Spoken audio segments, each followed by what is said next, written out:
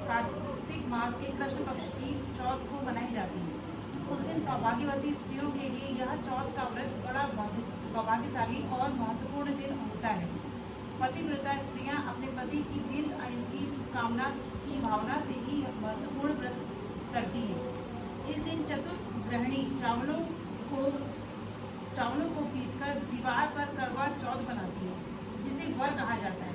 इस करवा चौथ में पति के अनेकानेक रूप बनाए जाते हैं तथा सुहाग की अनेक वस्तुएं जैसे चूड़ी, बिंदी, बिछुआ, मेहंदी, महावर आदि बनाती है। इसके अतिरिक्त दूध वाली गाय, करवा बेचने वाली कुमारी, मुहावर लगाने वाली महिलाएं, नाइन चूड़ी पहनाने वाली मणिहारे, 7 भाइयों की एकलौती बहन, सूर्य, चंद्रमा, शिव और पार्वती आदि देवी देवताओं के भी चित्र बनाए जाते हैं। साधक स्त्रियों को इस दिन निर्जल तथा निराहार व्रत रखना चाहिए। रात्रि को जब चंद्रमा उदय हो उसके प्रकाश में चंद्रमा को अर्घ्य देकर भोजन करना चाहिए। पीली मिट्टी की गौरा की प्रतिमा बनाकर उसकी पूजा करनी चाहिए। यदि दीवार चिकनी हो, चित्र न बन सकते हों तो पूजा प्रकाशन से छिपा हुआ करवा चौथ का चित्र मंगाकर दीवार पर टांगकर पूजा कर लेनी चाहिए।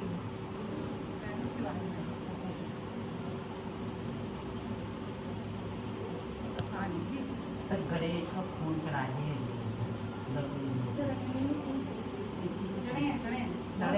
मतलब अभी सभी पूजा कर रहे हैं, चढ़ा रहे हैं। प्राचीन काल में एक करवा नाम की स्त्री महान पतिव्रता थी जो अपने पति के साथ नदी के किनारे एक गांव में रहती थी। एक दिन उसका पति नदी में स्नान करने को गया। देव योगी से स्नान करते समय वहां एक मगर ने उसका पैर पकड़ लिया। तब वह मनुष्य करवा करवा करके अपनी पत्नी को चिल्ला चिल्लाकर पुकारने लगा। अपने पति की आवाज़ सुनकर उसकी पतिव्रता स्त्री करवा भागी हुई चली आई और उसे पतिव्रता ने आते ही मगर को कच्चे सूत के धागे से बांध दिया। मगर को बांधकर वह अपने पतिव्रत धर्म के बल से यमलोक में पहुंचकर यमराज से बोली, हे भगवान, मेरे पति को मगर ने पकड़ लिया है। इस अपराध में आप अपने बल से मगर को नरक में डाल दो। करवा की यह बात सुनकर कि यम बोले कि अभी मगर की आयु शेष है, अतः मैं अभी उसको नहीं मार सकता। यमराज की बात सुनकर करवा बोली, यदि आप ऐसा नहीं करोगे तो आपको श्राप देकर नष्ट कर दूंगी। करवा की यह बात सुनकर यमराज भयभीत हो गए। अंततः उस पतिव्रता के साथ जाकर उस मगर को यमलोक को पठा दिया और उसके पति को दीर्घायु होने का आशीर्वाद दिया। उसी दिन से ये करवा चौथ मनाई जाती है और व्रत रखा जाता है। हे करवा माता, जैसे तुमने अपने पति की रक्षा की, ऐसे ही सबके पतियों की रक्षा करना।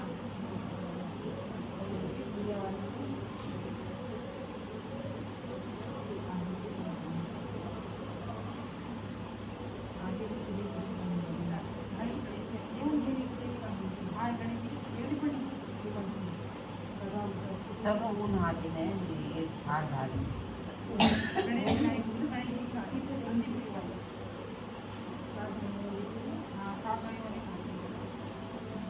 ये मेरी यहाँ पर थी तो तोल में निकाल लो।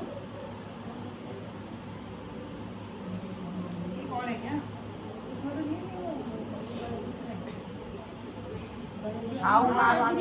गुड़िया तो लिखा है। गुड़िया लिखा है। हाँ, गुड़िया लिखा है। गुड़िया कहते हैं, गुड़िया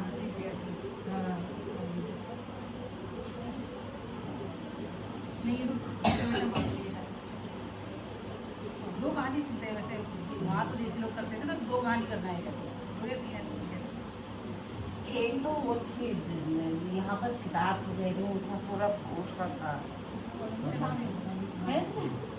इसमें तो नहीं है। 7 भाई बहनों का नहीं है, 7 भाई बहनों का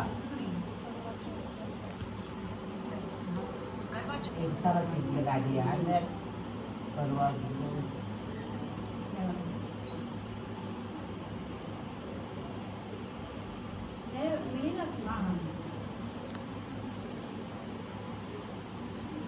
कार्तिक कृष्ण पक्ष की चतुर्थी को करवा चौथ कहते हैं। इसमें गणेश जी का पूजन करके उन्हें पूजन दान से प्रसन्न किया जाता है।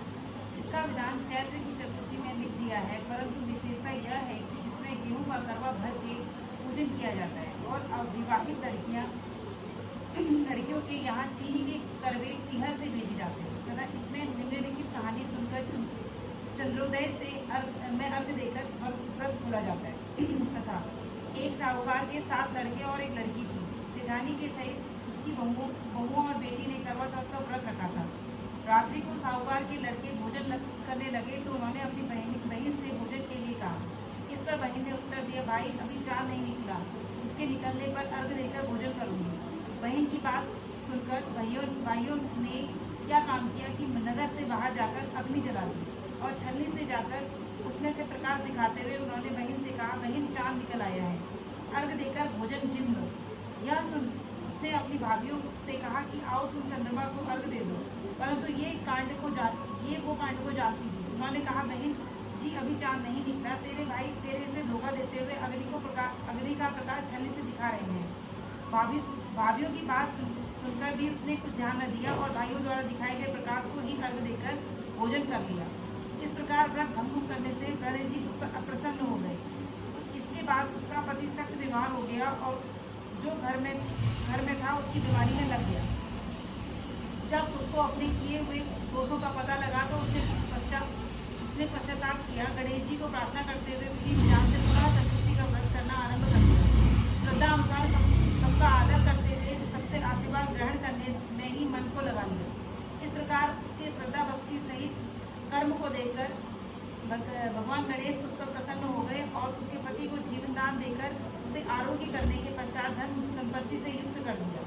इस प्रकार जो कोई छल कपट का त्याग कर श्रद्धा भक्ति से चतुर्थी का व्रत करेंगे वे सब प्रकार से सुखी होते हुए क्लेशों से मुक्त हो जाएंगे। जय करवा माता।